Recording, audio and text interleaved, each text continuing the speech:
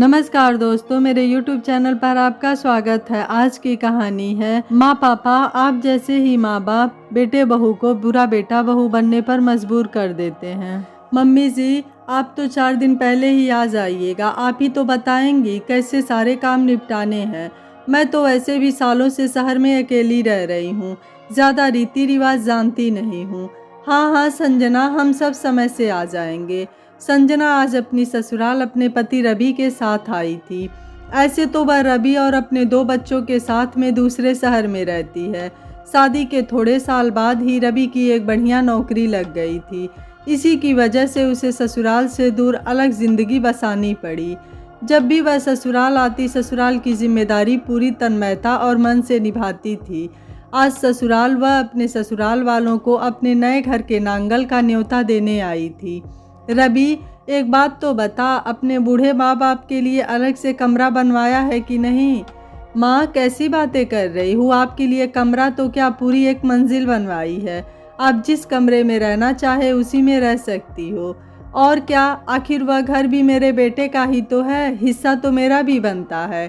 क्यों संजना, मैं सही कह रही हूँ ना?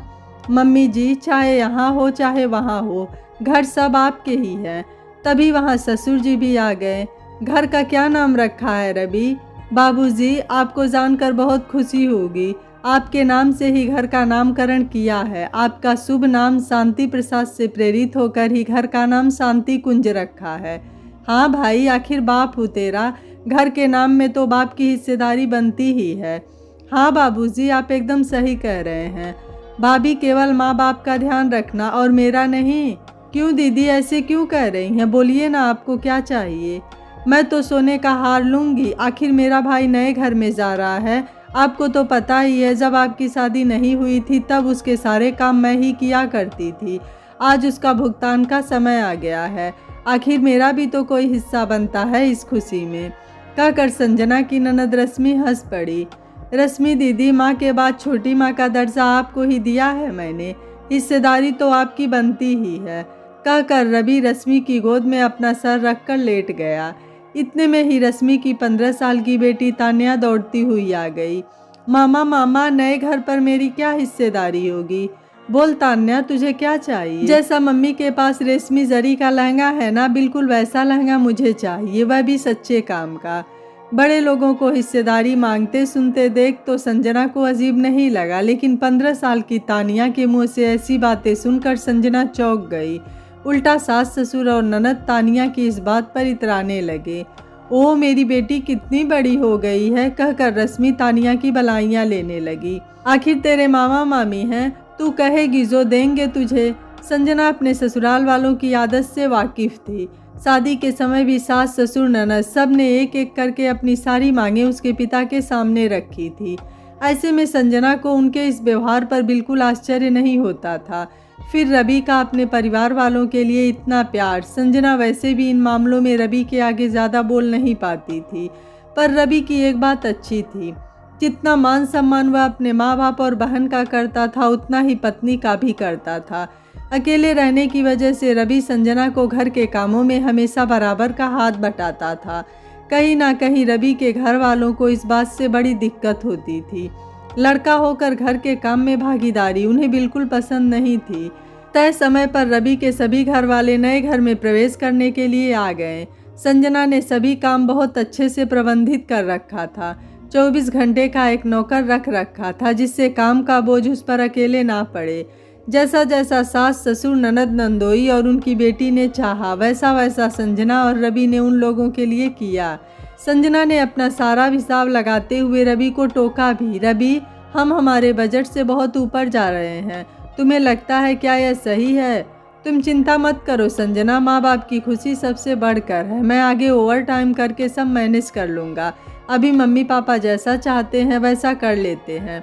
संजना पूरे कार्यक्रम में कहीं कोई नाटक खड़ा नहीं करना चाहती थी, इसलिए जो उसकी सास कहती रही वह वैसा ही करती रही।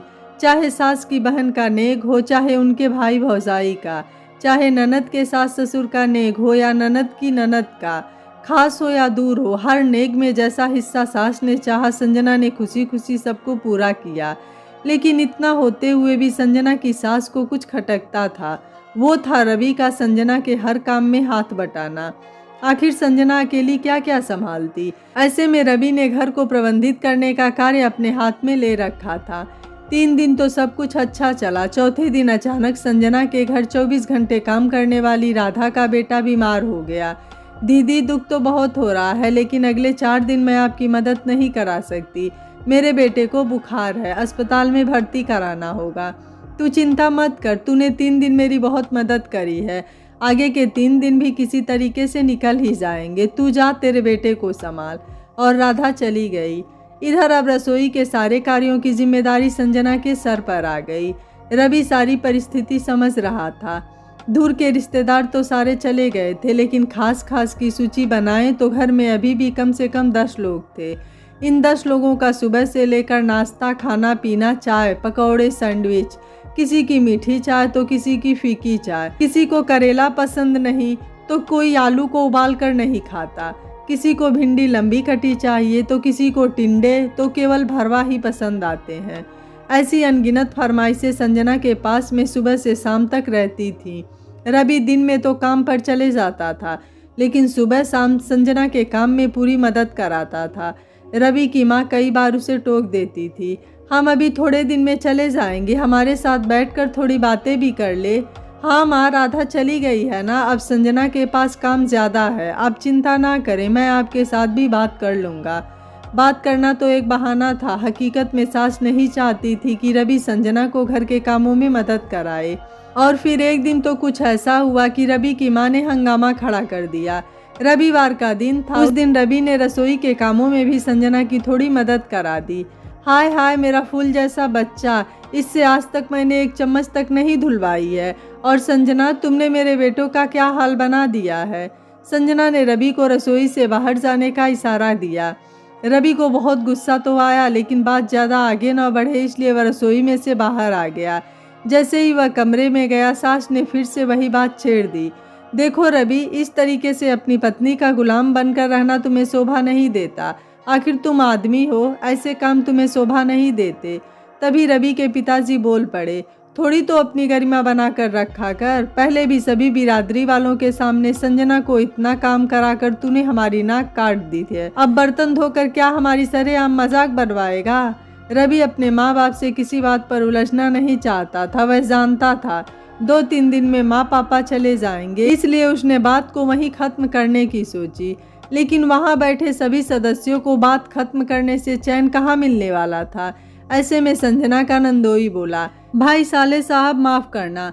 माना कि आप अपनी पत्नी से बहुत ही प्यार करते हैं, लेकिन आपकी पत्नी ने हमारा तो बिल्कुल भी ध्यान नहीं रखा। रवि ऐसी बातें सुनकर कुछ समझा नहीं। आखिर क्या कमी रख दी खातिरदारी में जो जीजा जी इस तरीके से कह रहे हैं। आप बोलिए जीजा जी, क्या नहीं किया संजना ने। भाई, नए घर में सभी ने अपना अपना हिस्सा ले लिया, आखिर हमें क्या मिला। हमारे हिस्से में तो एक सोने की चैन बनती थी, लेकिन आप लोगों ने तो मात्र 10,000 देकर हमसे पिंड छुड़ा लिया।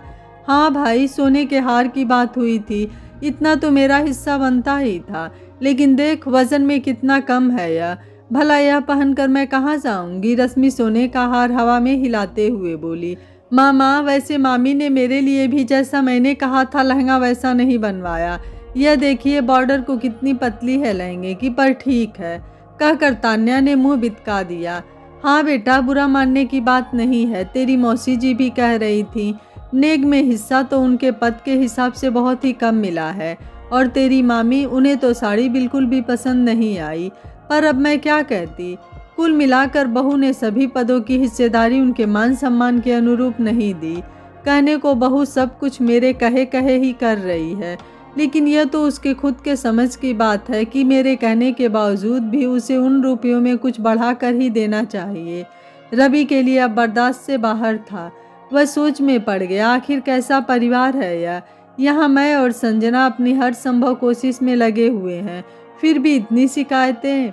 आखिरकार जीवन में पहली बार रवि अपने माँ बाप के सामने ऊंचे स्वर में बोल ही दिया, जितने अच्छे से आप सभी को अपने हिस्सेदारी का ध्यान रहा, क्या कभी भी आपने अपनी भागीदारी के बारे में सोचा है। कभी आप में से किसी ने भी सोचा है कि संजना अकेली ही दिन भर सारे काम संभालती है। हम हमारे अधिकार का हिस्सा तो मांगने आ जाते हैं, लेकिन अपने कर्तव्यों में भागीदारी निभाने कभी आगे नहीं बढ़ते। ऐसे में मैं अगर उसकी कुछ मदद कर भी देता हूँ तो आपको वह भी बर्दाश्त नहीं होता। पापा जी, आपके नाम से तो इस घर का नाम है, क्या 4-5 दिनों के लिए भी आप बाजार से सब्जियां नहीं ला सकते थे? माँ, पूरी एक मंजिल आपके लिए बनाई है इस मकान में, क्या थोड़ा सा साफ सफाई का जिम्मा नहीं निभा सकती हो? और रश्मि दीदी, सोने का गहना मांगा था आपने, जिससे आपने वह गहने मांगे उसी भाभी को रसोई में थोड़ा काम नहीं करा सकती?